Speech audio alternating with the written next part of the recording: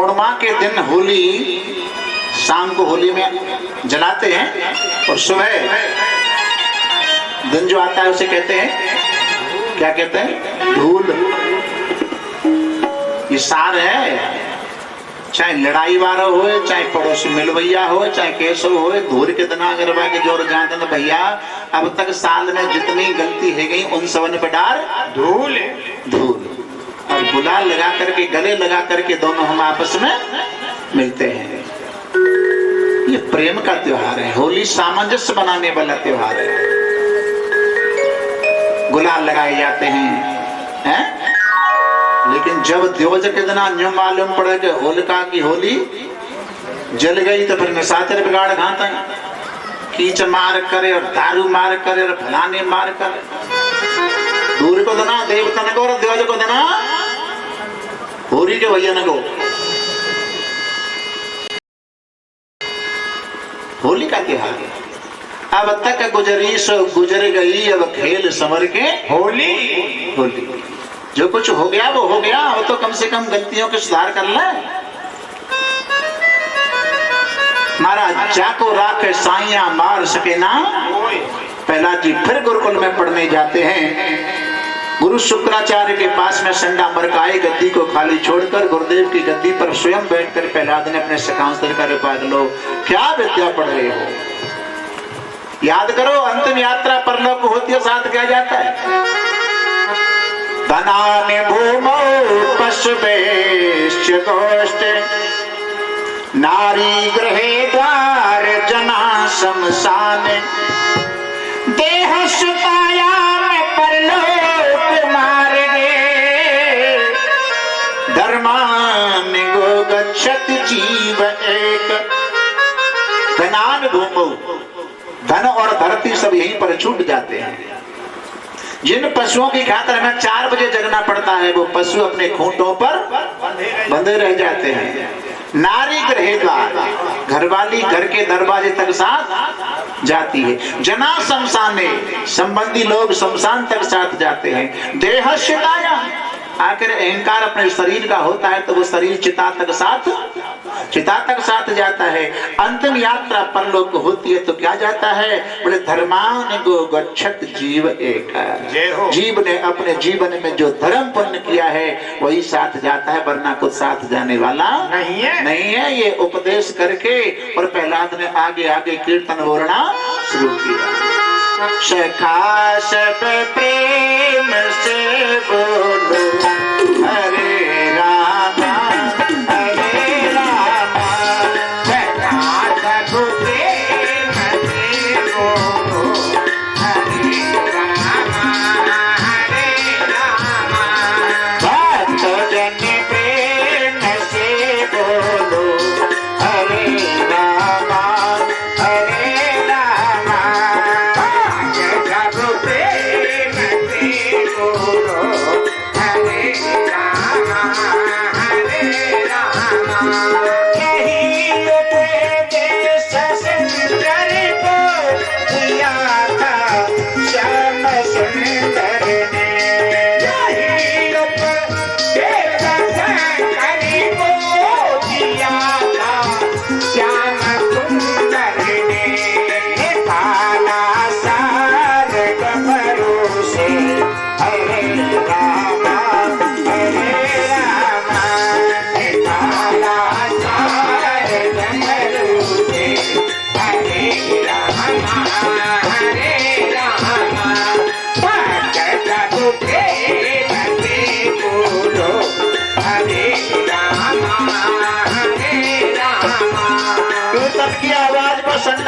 सुना विद्यालय में नहीं आए, हिरण्याकश्यप के पास पहुंचे महाराज। अब तक तो आपका ही बालक भगवान के भजन की बात करता, आज तो उसने विद्यालय को ही बंदर बना कर दिया है, वो तो कीर्तन कराने में लगा है। आवेश में आकर के हिरण्याकश्यप ने 2 राक्षस भेजे, जाओ प्रहलाद को पकड़ के लेके आओ। उस समय प्रहलाद गादी पर बैठे हुए तन में होकर के तालियां बजाकर कीर्तन करने में लगे। और प्रहलाद की भक्ति का असर वो निशाचर के ऊपर ऐसा हुआ, वो निशाचर भी तालियां बजा करके नाचना शुरू। हरे राम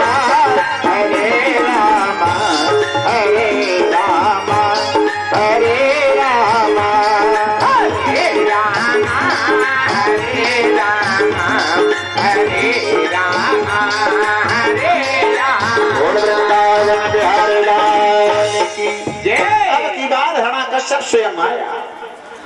विद्यालय में कीर्तन चल रहा है। परीक्षित महाराज से सुखदेव जी कहते हैं, राजन, अगर आज कीर्तन करते हुए प्रहलाद को पकड़ने की कोशिश, स्पर्श करने की कोशिश हिरण्याकश्यप करता तो दुनिया की कोई शक्ति नहीं थी हिरण्याकश्यप को नाचने से रोक लेती। लेकिन स्पर्श नहीं किया तो क्या किया? हिरण्याकश्यप ने अपने गदा का प्रहार विद्यालय में जमीन में किया और गदा के प्रहार से पृथ्वी कांपने लगी। आसन पृथ्वी के ऊपर था, आसन भी हिलने लगा। प्रहलाद जी ने घबरा के कीर्तन बंद कर दिया। तब पकड़ लिया और कहता है कि तू कहता है मेरा भगवान, मेरा भगवान। पता तेरा भगवान कहाँ रहता है, कितना बड़ा बलवान है। स्थिति चाहे क्यों कोई भी क्यों ना हो, प्यारे चेहरे की मुस्कान नहीं जानी चाहिए। मुस्कुराते प्रहलाद कहते हैं, न केवल में भवतस्य राजन सबई बलम बल नाम चा परेशान परे परे में स्थिर जंग मायो ब्रह्मादयो ये न वंश प्रणीता। न केवलम में पिताजी वो मेरे ही भगवान नहीं है तो भवतस्य राजन, वो संसार वालों के सभी के भगवान है, आपके भी भगवान हैं। और बलवान कितने हैं कि बलनाम का जो शब्द है मेरे प्रभु उससे भी बलवान रहता कहाँ है? महल के खंबे की तरफ इशारा किया। तेरा भगवान इस खंबे के अंदर क्यों नहीं दिखता? भैया भगवान महल के खंबे की क्या चलती है? भगवान तो पांडाल के खंबे के अंदर भी हैं, लेकिन पांडाल के खंबे के अंदर से भगवान को प्रकट करने के लिए प्रहलाद की तो आवश्यकता है। कोई प्रहलाद बन के देखो तो सही। सूर अनेक कण मांगत पई पद सूर स्वाद पुन ताल मजीरा बजाती फिरे मीरा मत बारिश चाहत सिया राम कथा की तलाल की तुलसी जैसी मर्याद कहा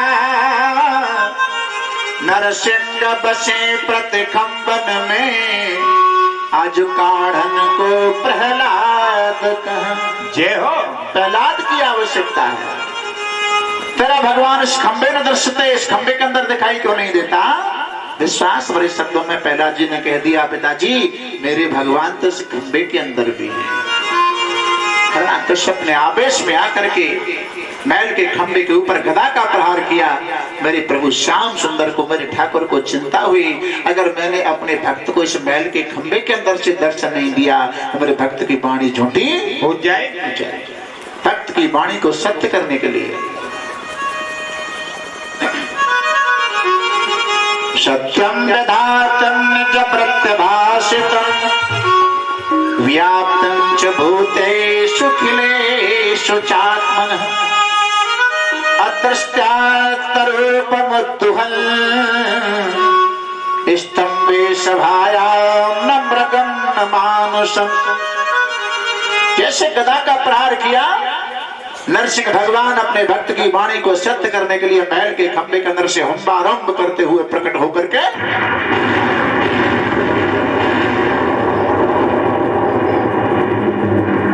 यहाँ भक्त ने जड़ से चेतन को प्रकट किया है। खंबा क्या है? जड़ है। जड़ से चेतन को प्रकट किया है। और गुरुजी के साथ यज्ञ रक्षा के लिए जब राम जी को विश्वामित्र लेकर के गए, राम लक्ष्मण को, यज्ञ रक्षा हो गई। फिर कहां जा रहे हैं? जनकपुर। यहाँ तो भक्त की परीक्षा है और अहिल्या के उद्धार में स्वयं भगवान की परीक्षा है। वहां भी जड़ में चेतन प्रकट भगवान ने किया। लेकिन आज हिरण्याकश्यप को ऐसे पकड़ लिया जैसे सर्प चूहे को पकड़ लेता है। भगवान महल के दरवाजे पर बैठ गए। हिरण्याकश्यप को वरदान याद दिलाई, देख तूने कहा था भीतर मरो न बाहर मरो, ना भीतर है ना बाहर है, बीच दरवाजे पर बैठा है। तूने कहा ऊपर मरो ना नीचे मरो, ना ऊपर है ना नीचे, मेरी जंघाओं पर लेटा है। तूने कहा था अस्त्र शस्त्रों से नहीं मरूं, देख ले मेरे हाथ में कोई हथियार तो नहीं है। और तूने कहा, हिरण्याकश्यप ने कहा तो मैं फिर भी नहीं मरूंगा तुमसे। बोले क्यों? मैंने ये भी तो वरदान मांगा है 12 महीनों में नहीं मरूं। भगवान नरसिंह भगवान कहते हैं बेटा 12वां महीना कहाँ है? अधिक मास जिसे मल का महीना कहते हैं, लौंद को महीना कहते हैं, तेरे का तो निकालो एडवांस में हारने के लिए हिरण्याकश्यप को वरदान याद दिलाते हुए तीव्र नाखूनों से हिरण्याकश्यप का पेट चीर डाला और उसकी आंतें निकाल कर क्रोध में भगवान ने अपने गले में डाल लिया। एक भक्त ने कहा ये कैसे भगवान है? हिरण्याकश्यप निशाचर था और उसकी आंतों को अपने डाला। ठीक ना होगा भाई, देख ले कुर्सी में बैठ के बाबूजी बनने का।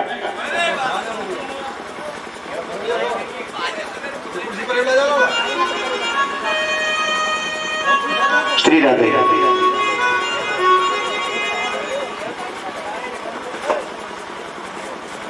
वृंदावन बिहारी लाल की जय। जय जय श्री राधे। ये भगवान कैसे हैं कि निशाचर की अंतड़ियों को अपने हृदय से लगाया।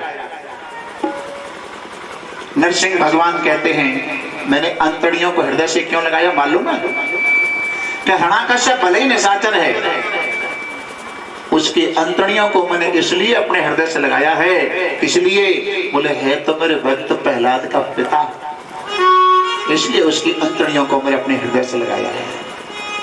भगवान का क्रोध बढ़ता जा रहा, देवता घबरा गए। भगवान का क्रोध शांत नहीं हुआ तो लोग की भस्म हो जाएगी। देवताओं ने कहा भगवान किसके कारण क्रोध कर रहे हैं? बोले प्रहलाद के कारण। तो प्रहलाद के पास ही चलो ना। प्रहलाद प्रेषयामास ब्रह्मा वस्तुतमन्तिके तात प्रसमयोपेहि शपित्रे कुपितम प्रभु। देवता लोग ब्रह्मा जी इत्यादि सब प्रहलाद से कहते बेटा प्रहलाद आज भगवान तुम्हारे कारण क्रोध कर रहे हैं, तुम ही भगवान के क्रोध को शांत करो ना। आज देवताओं के कहने से प्रहलाद जी महाराज ने भगवान के चरणों में साष्टांग दंडवत प्रणाम किया और दंडवत करते हुए प्रहलाद को नरसिंह भगवान अपनी जीभ से चाट रहे हैं और कहा बेटा प्रहलाद तुमने यह कहा था कि मेरे भगवान खंबे के अंदर भी हैं, अगर मैंने खंबे के अंदर से आने में देरी कर ली हो तो तू इसके लिए मुझे क्षमा कर देना। भगवान स्वयं क्षमा भक्त से मांगे। वरम ब्रोही चाहे वरदान बाद। प्रहलाद ने कहा वरदान बाद में मांगूंगा, लेकिन मेरा एक प्रश्न है क्या है? दुनिया को बनाने वाले आप हो, संसार के आदि कारण आप हो, हैं? लेकिन इस दुनिया को इतना सुंदर क्यों बना दिया कि जीव इसमें फंस करके तुम्हें भूल जाता है। एक किसी क्षेत्र में पानी पीने की कमी पड़ गई, पीने के लिए लायक पानी नहीं है, तो कोई धर्मात्मा सेठ आया, उसने कुआं बनवा दिया, सब लोग पानी पीते हैं, पानी की समस्या दूर हो गई। एक बार समय के अनुसार कुछ छोटे छोटे बच्चे खेलते हुए कुआं के नजदीक पहुंच गए और खेलते खेलते उनमें से एक बालक कुएं में गिर गया। कुएं में गिर गया। सब गांव के लोग उस सेठ जी को गाली बकने लगे, अरे सेठ ने कुआं नहीं बनवाया होता, हमारा बालक कुएं में काहे को गिरता। सब गाली बक रहे। सेठ जी को मालूम हुआ, सेठ जी आए, सेठ जी को लाना दिया, सेठ जी अगर तुमने कुआं नहीं बनवाया होता हमारा बालक कुएं में काहे को गिरता। सेठ जी ने कहा भैया एक बात सुनो, कहा तुम्हारे यहाँ पर गई पानी पीने की कमी, तो मैंने बात कमियां दूर करवे काजी जी कुआं बनवायो, और सबरे गांव में कहीं खेते क्या कुआं में एक संग कूद पड़े, मेरा कुछ दोष होगा? मेरा कोई दोष नहीं है। माया बनाई थी इस जीव के दिन गुजारा करने के लिए, और माया बनाने वाले को ही भूल जाए तो फिर मेरा क्या दोष है? मेरा क्या दोष है? सब चाहते हैं लक्ष्मी मेरे यहाँ आवे, लक्ष्मी मेरे यहाँ आवे। तुलसी नार गरीब की रोज लाने खाने वाला क्यों ना हो, लेकिन कोई भी ये नहीं कह सकता कि इसकी घरवाली मेरी घरवाली बन जाए। और हिम्मत देखो, तुलसी नार गरीब की अपनी कहे न कोई, प्रभु नारी को अपनी कहे तो तेरी क्यों न फजिय तो लक्ष्मी भगवान नारायण की घरवाली हैं और नारायण को तो जानते भी नहीं, लक्ष्मी से दोस्ती करना चाहें। स्टाफ में अगर कोई टीचर डॉक्टर कोई भी हो आता है और परिचय देता है तो शायद उनके पीछे से उनके घर में एक कप चाय तो स्टाफ के नाते मिलेगी। बोले हमारे पति के मित्र हैं, स्टाफ के हैं, मिलेगी।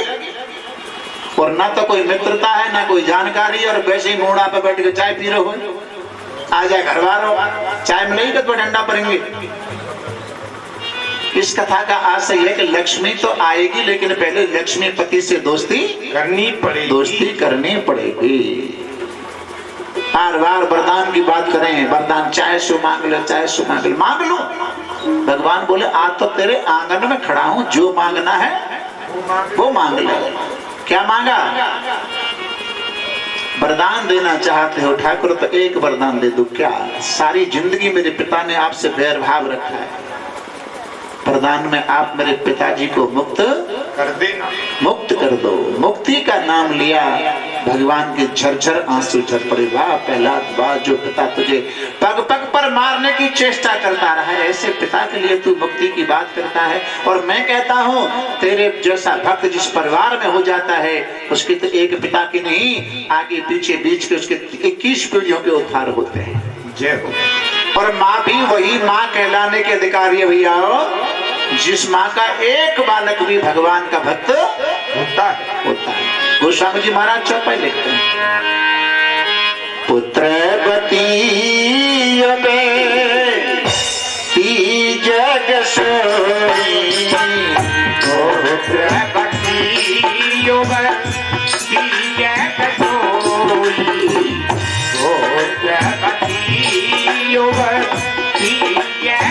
सोई, रघुपत भगत जस सुत होई, पुत्रवती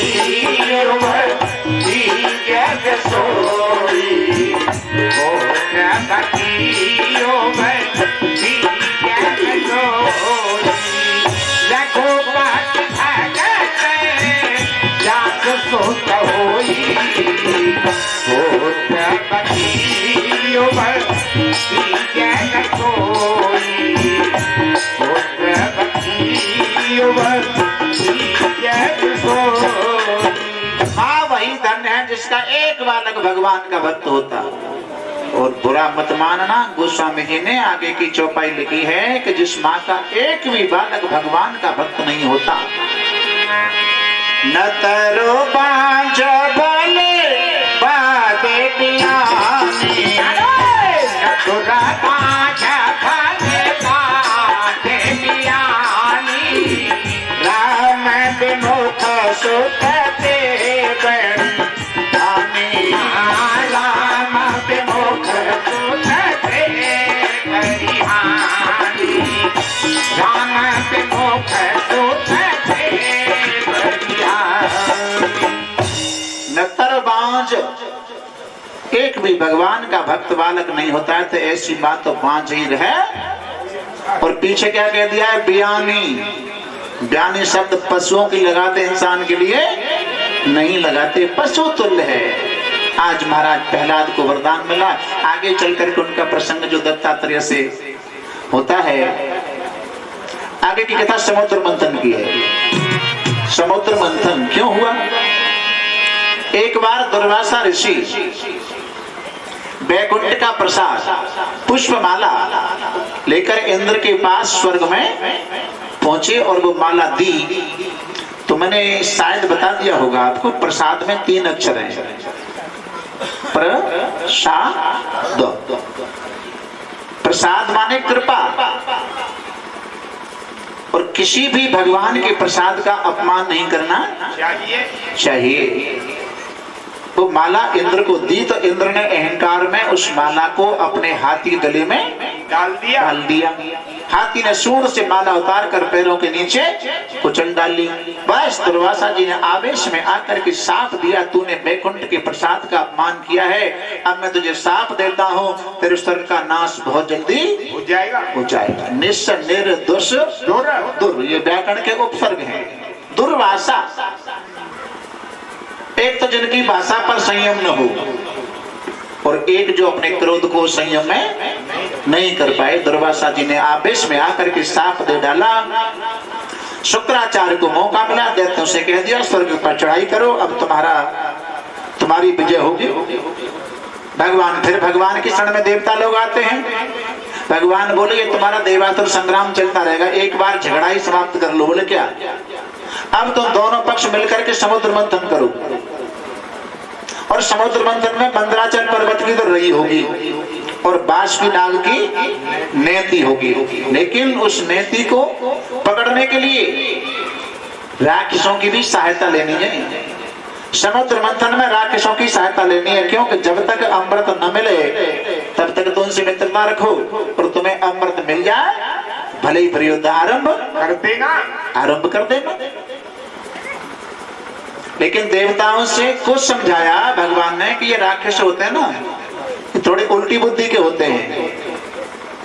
तुम पहले बाष्पी नाग के मुंह को पकड़ना, तो प्रिय मुंह के लिए ही जिद करेंगे।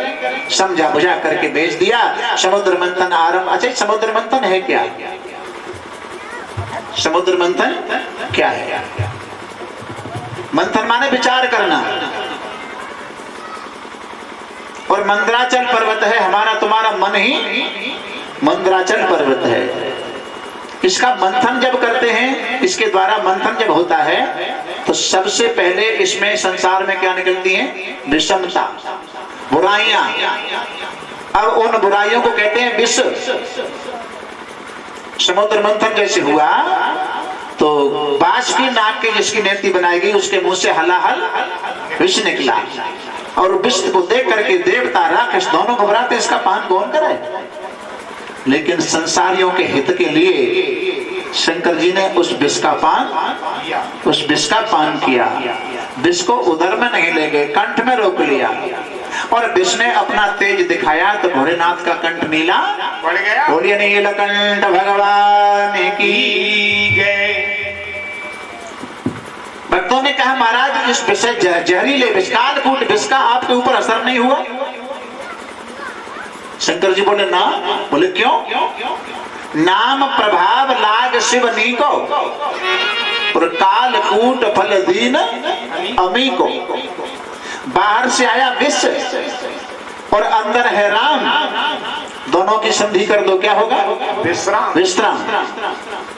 और राम जी को जो नाम वशिष्ठ जी ने रखा है, जो आनंद सिंधु सुख राशि, शी करते त्रैलोक सुपासी, जो सुख धाम राम अस नाम, अखिल लोक दायक विश्राम। यानी संसार में भटकने के बाद में जीव को वहीं पर जाकर के परम शांति की अनुभूति होती है। विश्राम वहीं पर मिलता है। अब समुद्र मंथन में कितने रतन? 14। 14 रतन का अर्थ यह है कि जो रतन जिसके लायक था वो उसी को दिया गया। उच्च श्रवा घोड़ा बलि को मिला, ऐरावत हाथी इंद्र को मिला, कल्प वृक्ष देवताओं को मिला, कौस्तुभ मणि विष्णु भगवान को मिली, चंद्रमा शंकर जी के मस्तिष्क में लग गया। जिसके लायक जो रतन था वो उसी को दिया गया। आगे उसी समुद्र मंथन में एक स्त्री निकली जिनका नाम है लक्ष्मी। अब लक्ष्मी को देखकर दोनों पक्षों में झगड़ा। लक्ष्मी हमें मिल जाए, लक्ष्मी हमें मिल जाए। और जहां झगड़ो वही है जहां कुछ बांटने को सौदा है, वही तो है। जब बांटने के लिए कुछ नहीं है तो झगड़ा ही क्यों होगा? लक्ष्मी समझ गई मेरे पीछे इनमें झगड़ा हो जाएगा। अच्छा एक काम करो, दोनों पक्ष शांत बैठ जाओ, मैं अपना वर्ण अपनी इच्छा से करूंगी। दोनों पक्ष शांत बैठे। पहले शर्त लगाई जो सबसे ज्यादा वैभवशाली हो, ऐश्वर्यशाली हो, उसको मैं अपना पति बनाऊंगी। कौन थे? इंद्र। इंद्र ने गर्दन को ऊपर किया, माला मेरे गले में आएगी। लक्ष्मी ने कहा जब देवासुर संग्राम होता है तो इतना डरपोक है, इसको छुपने के लिए कहीं जगह नहीं मिलती है, क्या पति बनाऊंगी ऐसे को, क्या कर दिया। दूसरी बार शर्त लगाई कि अब की बार मैं ऐसे को पति बनाऊं जो सबसे ज्यादा तपस्वी हो। तपस्वी का नाम लिया तो तपस्वी कौन थे? दुर्वासा जी। दोष वहां भी निकाला, ये अपने क्रोध को ही शांत नहीं कर पाए, तो ऐसे के साथ मैं क्या करूंगी शादी करके। एक एक करके जैसे नंबर आया कि जो सबसे ज्यादा लक्ष्मी का त्यागी हो उसे अपना पति बनाओ। तो लक्ष्मी के त्यागी कौन है? भोलेनाथ। और भोलेनाथ ने, अब आप जो कहोगे का लक्ष्मी के भोलेनाथ डोलने ले काज। जब 3 लोग के उम्मीदवार लाइन में खड़े हैं तो 3 लोग में ही तो आते हैं भोलेनाथ। गर्दन जब ऊपर होने लगी कि लक्ष्मी मेरे गले माला डालेगी, तो लक्ष्मी ने कहा कि जिनके पास में रहने का कोई झोंपड़ी तो ना है, वो कहां रखेंगे। ये अपमान शंकर जी का हुआ तो ये विष्णु भगवान को बात बुरी लगी। लक्ष्मी ने मेरे स्वामी का अपमान किया है, अब मैं लक्ष्मी से इस अपमान का बदला लेके रहूंगा। एक एक का अपमान करते हुए लक्ष्मी माला को लेकर विष्णु भगवान की गले में माला डालना चाहती है, लेकिन क्या किया, विष्णु तो उनकी तरफ से पीठ फेर के खड़े है, लक्ष्मी की तरफ से मुंह मोड़ के खड़े हो गए। अब तो एक दोस्त तो अपने होने वाले पति में भी निकाल दिया। क्या लक्ष्मी क्या कह रही है? मन ही मन कह रही है हम तो जन्म चाहता, जे तो हमें चाहता ही नहीं। लेकिन जब इधर से आकर के इसका अर्थ लक्ष्मी से मुंह मोड़ लेता है, उसके पास में जबरदस्ती आती है, माला को डाल दिया। अंत में धन्वंतरी भगवान। एक बात और है, इसी समुद्र मंथन की कथा में 3 बार तो भगवान का अवतार हो चुका है।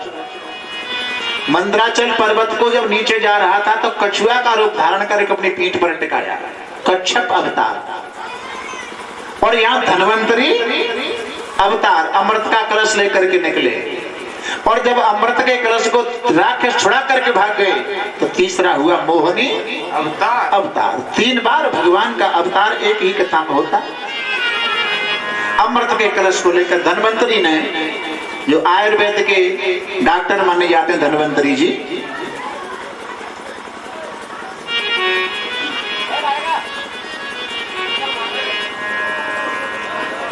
भटकता क्यों फिरे बन में, ये हो अरे नादा परदेसी, भटकता क्यों फिरे बन में, अरे नादा परदेसी, भटकता क्यों फिरे बन में, अरे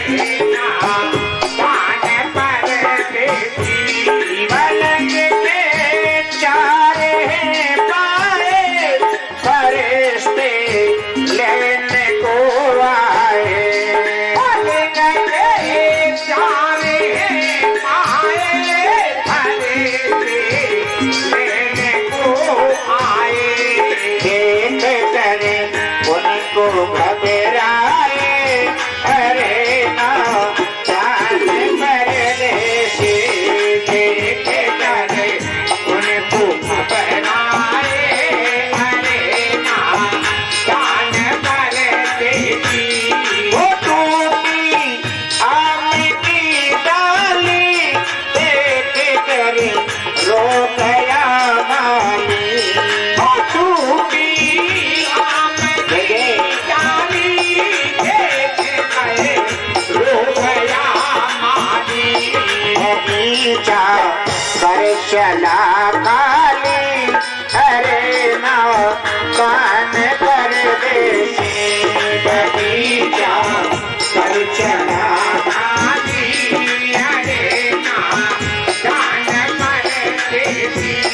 भटकता क्यों फिरे वन में, हरे नाम दान परदेसी।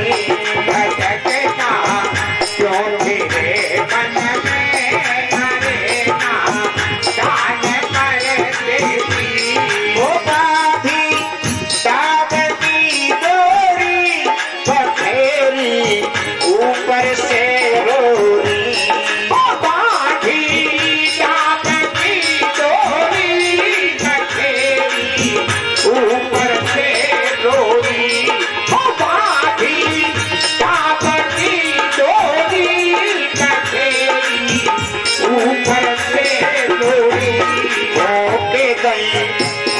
की होरी हरे नाम दान परदेसी। होके गई फागुन की होरी हरे नाम दान परदेसी। भटकता क्यों फिरे वन में, हरे नाम दान परदेसी। भटकता क्यों फिरे वन में,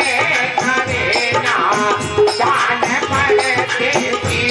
भटकता क्यों फिरे वन में, हरे नाम दान परदेसी। भटकता क्यों फिरे वन में, हरे नाम दान परदेसी।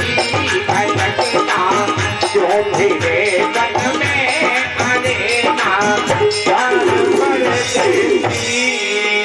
गोविंद भगवान की जय। महाराज जैसे निशाचरों ने उस कलश को छुड़ाया तो छीना झपटी में उस कुंभ में से, अमृत के गड़े में से, कुंभ में से 4 जगह अमृत छलक गया। कहाँ? हरिद्वार में, इलाहाबाद में, उज्जैन में, नासिक में। आज भी इन 4 जगहों पर कुंभ लगाए जाते हैं। देवता बेचारे हाथ मलते रह गए। हमने जिसके लिए इतना परिश्रम किया वही हमारे हाथ नहीं लगा। अब अमृत के बंटवारे के पीछे निशाचरों में झगड़ा होना, पहले मैं पीऊंगा। सिद्धांत कहता है जो आपस के बंटवारे में झगड़ा करते हैं वही निशाचर होते हैं। कोई भी निशाचर अमृत नहीं पी सका। विष्णु भगवान मोहनी का रूप धारण करके आए, बहन बेटी का रूप धारण करके आए और देवताओं से कहा, देवताओं चिंता मत करो, वो अमृतों में तुमन नहीं पिलाए करके रहूंगी। गा नहीं क्यों, कब की बार घी बन के आए। क्यों हमें बहका रही हो? उसको तो कभी का निशाचर पी गए होंगे, कितना समय हो गया ले गए अमृत को छुड़ाकर। बोले तभी तो उनको नाम निशाचर है। सूझबूझ करके उनमें से एक भी निशाचर अमृत पी ही नहीं सका तो ही तो निशाचर कहते हैं। जो का तो रखा है, मैं जा रही हूं तक। मोहनी भगवान, मोहनी वल्लभाचार्य जी मधुराष्टक में लिखते हैं, अधरम मधुरम वदनम मधुरम नयनम मधुरम हस्तम मधुरम गमनम मधुरम चलितम मधुरम मधुराद पते रखिलम मधुरम। भगवान के होठ मधुर, नैन मधुर, बदन शरीर मधुर, चलना मधुर, हर क्रिया मधुर ही मधुर है। ऐसे मधुराद पते भगवान जब निशाचरों के पास में मोहनी रूप धारण करके जा रहे, दूर से टकटकी लगा करके देखा, रे भैया देख ले भगवान कितने सरल हैं, कितने दयालु हैं। एक स्त्री पहले निकली हुआ है तो विष्णु भगवान ले गो, ये अपने आप ही हमारे पास भेज दिए, देवी आओ, हमें आपस में बंटवारे के पीछे झगड़ा चल रहा है, तुम इसका बंटवारा कर दो। मोहनी भगवान बोले, तुम्हें मेरे ऊपर कैसे विश्वास है कि मैं तुम्हारा बंटवारा ठीक करूंगी? मोहनी भगवान को देख करके राक्षस बोले, देवी जो तुम फैसला करोगी वही हमें मंजूर होगा। इस कथा का अर्थ एक और है, किसी की